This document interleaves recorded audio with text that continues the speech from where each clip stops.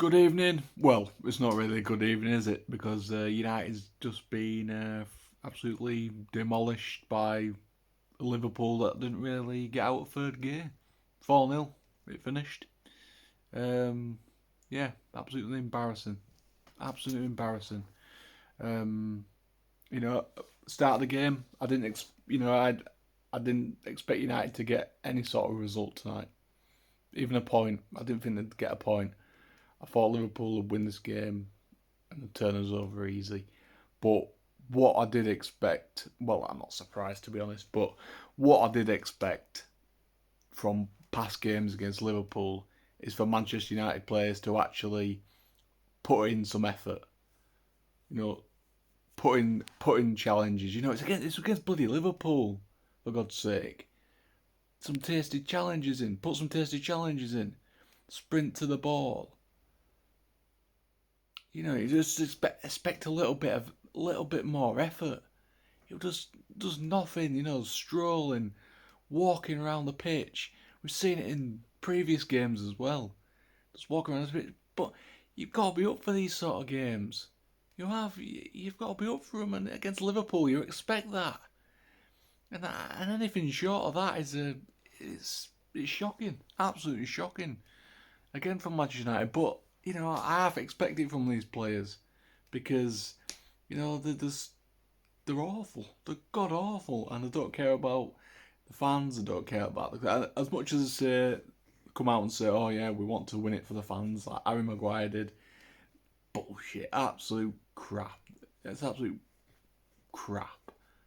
I haven't heard so much rubbish in my life. They don't care about the fans. They don't care about the club. Most of them players, they aren't playing for you. They aren't playing for the club. It's a joke, an absolute joke. A lot of them. I've said it before. I wouldn't keep many of them at the club, but realistically, you're not going to get rid of all of them in the summer. Probably the majority of them are still going to be here next year, and we're just going to have to see what happens with that. But yeah, if I get rid of them now, I won't hesitate. I really wouldn't. Barring a few, Sancho, Alanga, David De Gea, um, obviously youth players as well. They're fine, but your likes of. I mean, I'd even go as far as saying Bruno now. I mean, I've always been since Bruno's come to the club. I've always been a big fan of Bruno, but this season he's been. He just hasn't been up to his level, and he's sort of just descended sort of into the rot of the players really, where players have rapidly gone downhill, and he's caught it from all the other rot. To be honest, maybe that's something to do with it. But he's been petulant. He's complaining at referees. You know, rolling around, just trying stupid passes, and all the time. He needs to keep it more simple, but he hasn't done. So honestly, we've given him a new contract, so obviously, which is crazy. I'd have held. I've said it last time. I'd have held until we got Ten Hag in, and give him the option to say, "Oh yeah, he's going to be part of my plans, or he isn't going to be part of the plans." And I God hope that Ten Hag is going to be allowed to do that. You know, he's not good enough. He's not good enough. Right? Yeah, that's it. We probably won't get rid of him straight away, but in the long term, ease him out of the team, and then we'll hopefully get rid of him. Because we need to get better at that. We really do. We can't be keeping some of these players that clearly aren't good enough. Um, you know, if you think about it, how many of them players get into that Liverpool team? I mean, obviously De Gea probably won't start ahead of Alisson, to be honest, but he'd probably go on the bench. Sancho might get on the bench. Um, Maybe Bruno will get on the bench, but literally none of them are starting, and I don't think any of the others will get on the bench. Maybe Alanga, well, probably not. Probably not, to be honest. I don't think any more will get on the bench. I really don't. And that's what we need to be aiming for, players to do that. But it's going to be a building process. It's going to be a building process. Um, but back to the game, it's just not a lot of positives at all to take away from it. I mean, I'm just, I was struggling for a man of the match in that for United. I really was. I mean, until Sancho came on, I think we he at least he actually tried something. He ran at him. He gave him a bit of a difficult time at times, and he looked quite decent when he came on. Um, but can't do it all on his own. So I think he probably won the man of the match, which is shocking because he only played about 20-25 minutes. So you know it's really that is shocking. It really is. Um, but yeah, obviously Ronaldo couldn't play. Obviously for the circumstances, which is obviously very sad. As what's happened in his private life, losing his child, and it's horrible, and he wasn't expected to play, and that's fair enough. That's fair enough. But yeah, I want to say as well that it was a bit of class that from Liverpool to applaud on that seventh minute. It was it was really respectful. They've put the rivalry aside just for a few minutes and give a bit of respect. To Ronaldo. I think that was really a real class act, class touch by Liverpool, and respect them big time for that. Top there. But yeah, I mean, totally dominant performance, and Liverpool didn't even get out third gear. Like I said, they didn't look like they were.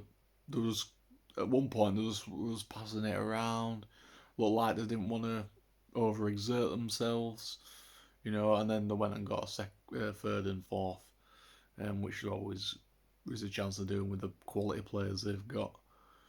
So, but yeah, I mean, it's a commitment for me.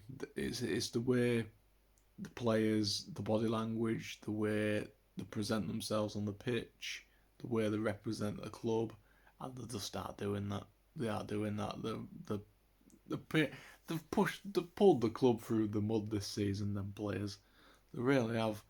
The performances they've put in have been nothing short of disgusting at times. They really have, and I'm not being over exaggerating there at all. They really have. They really have. That's how I felt, and I know that's how a lot of fans have felt.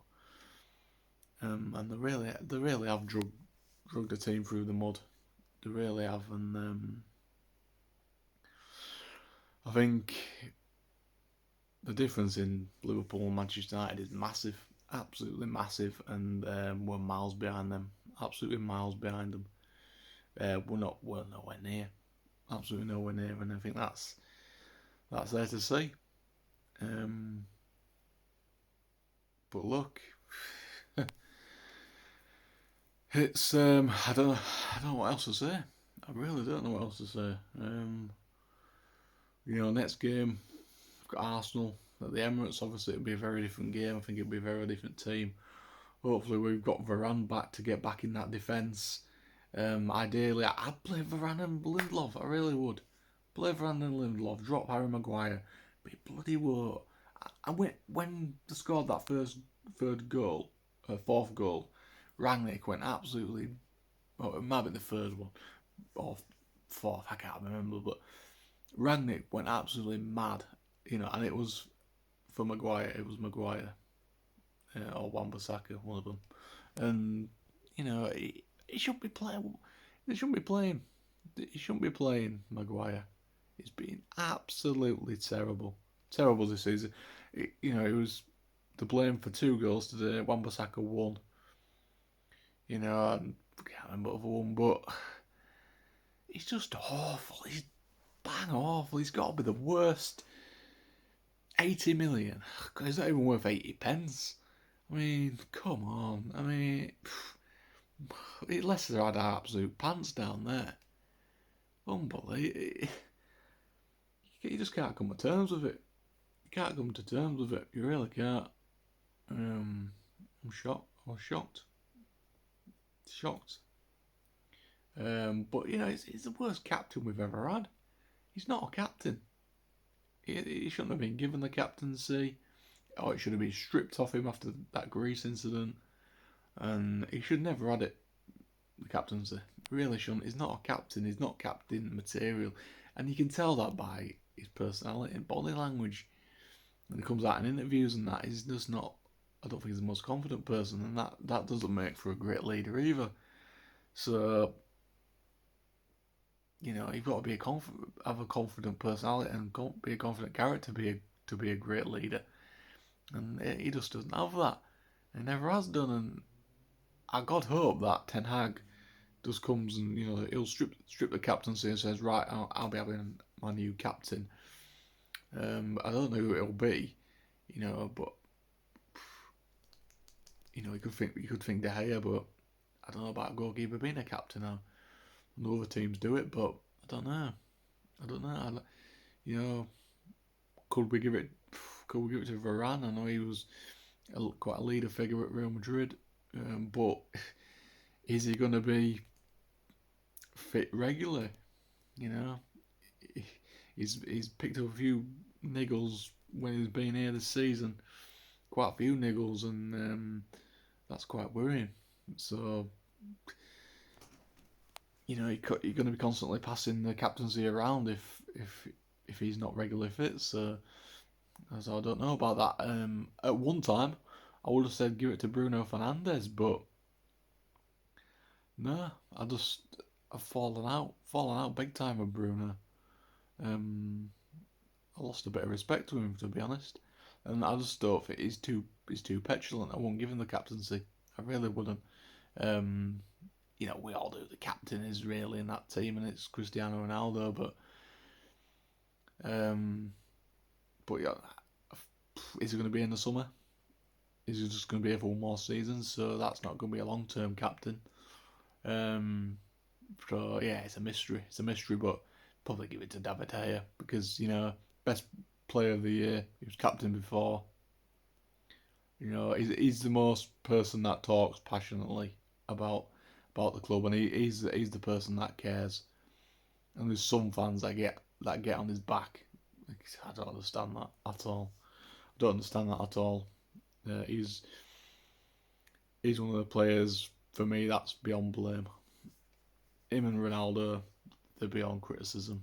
They really are, because them two, Sancho to a degree, Alanga to a degree, but Ronaldo and De Gea have held the club up this season. They have. The saves De Gea's made and the goals that Ronaldo scored, and he hasn't really had a decent season, but he still scored a lot of goals, and that's a quality of a player. And them two have just held the club up this season. They really have. Sancho Alanga as well, bit part, but the rest of them have been nothing short of an embarrassment. And I think a lot of them, they need to have a long, hard look at themselves, and they either need to get in line and start taking on board what Ten Hag's gonna bring to the club, and what sort of style of play he wants to do and bring in, and if they're not good enough to get to play in that system, or he doesn't fancy them to play in his system, then they need to go. They really do. Because they won't get played, and we've heard it from Donny van der Beek. It's gonna be hell. It's gonna be hell because his training is very difficult. According to Donny van der Beek, so I know it is as well from other people saying it. And I've watched his Ajax team play, and it's relentless, running around. So these players aren't going to like that, I tell you that. So I think a lot of them might be getting shipped out. Hopefully, I hope so. I really do. But yeah, I'm looking forward to seeing Donny back actually next year. I really am because I think he's a player that tries for the club. He's and I think he'll be a decent player under Ten Hag. I really do in a Ten Hag system. I'm looking forward to seeing him back in a Manchester United shirt. It's been absolutely criminal that he didn't get used under Ollie or Ralph. It's criminal, absolute criminal, because he's probably the best midfielder we've got. He's certainly better than McTominay, Fred, and an aging Matic. He can do a better job than all of them, definitely, and probably Bruno as well this season, to be honest. So I'm looking forward to seeing him back because I like Donny, and yeah, I hope he can do well next season. And then maybe it's another, if we get him back in as another midfielder, we don't have to buy. But obviously we've got some youth coming through. But yeah, special mention actually for, I was quite impressed with Hannibal when he came on. He showed something that most of the other players didn't show for the entire game. Sprinting for the ball, putting a challenge, putting a few challenges. I thought, bloody hell, a young lad can do that. And there's some of these wasters on the pitch that can't be even asked doing it for the 90 minutes. I mean, that just tells you the story. That tells you everything about this set of players. And yeah, they're shocking. Disgrace, a lot of them. But, Arsenal on Saturday, it's this top six race now, and we need to get a result there. Am I confident we're going to do it? No. We can win, but I don't know. Arsenal have had a bit of a torrid time as well at the moment. They haven't won many games, so it could go either way that game. I don't think there'll be many goals in it, but we just need to win the game, to be honest. And hopefully they show more commitment. But I think they've down tools this season. I mean, I think they've down tools since Rangnick came in. They've thrown the toys out of the pram. I wanted to do what he wants them to do. They've refused to do it. They've down tools. It's ridiculous, absolutely ridiculous. But I think they've done for this season anyway, most of them. So yeah, I wouldn't be surprised if we went and lost on Saturday. I really wouldn't. And then we've got bloody Chelsea week after, so it don't get any easy, does it? We'll probably get turned over by them at Old Trafford, I expect as well. But honestly, I actually think we're the worst team in the league. Not on paper, obviously not on paper. On paper, we're probably up there with, in the top 14. But but in a way of team spirit and a togetherness and the will to win and everything like that, we're just not a team. It's a set of individuals that are out to get their own gains, do their own goals, go on social media, all that shite. Yeah, it's a load of bollocks, to be honest. But yeah, I'm used to it from this set of wasters. So yeah, back for Arsenal Saturday, but it's just going to be a depressing end of the season now, innit? But I actually went to watch non-league yesterday. Bridlington Town away match in Pickering, which is a village about an hour away from where I live. And they're putting more effort. They're in like level 9 of a football league, and they're putting more effort than Manchester United have done all season. They have, and they're not league players. They get paid not much at all, and they put more effort in. And then these prima donnas that get paid millions and millions, and they don't literally go and give a shit, and that tells you the story.